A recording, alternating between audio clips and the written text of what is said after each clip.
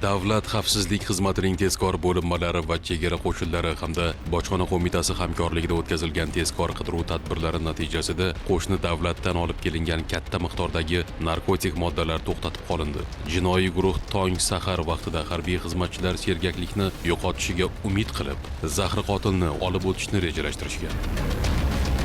Biroq kasbiga sodiq xodimlar ularning rejasini barbod qilishdi. Xususan, Afg'oniston Respublikasidan Surxondaryo viloyatidagi Termiz avto chegara bojxona postiga kirib kelgan Afg'oniston fuqarosi boshqaruvidagi Mercedes rusumli yuk avtomashinasi o'rnatilgan tartibda tekshiruvdan o'tkazildi. Natijada avtomashina tirkamasida olib kelinayotgan Dosan rusumli ekskavator inspeksion ko'rik majmuasi orqali skaner qilinganida, uning ko'targich qismi ichida konstruksiyada ko'rsatilmagan shubhali predmetlar borligi kuzatildi.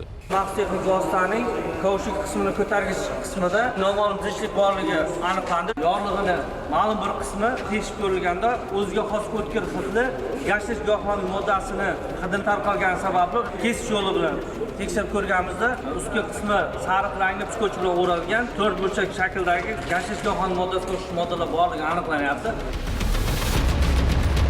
Shundan so'ng ekskavator tuynuklari endoskop maxsus texnik vositasi orqali ko'zdan kechirilganda, uning ko'targich qismiga 593 kg gashish va 3 kg opiy giyohvandlik vositalari yashirilganligi aniqlandi. Hozirda holat yuzasidan Jinoyat kodeksining 246 va 273 moddalari bilan jinoyat ishi qo'zg'atilib, ushbu narkotik moddalar egalarini qo'lga olish choralari ko'rilmoqda.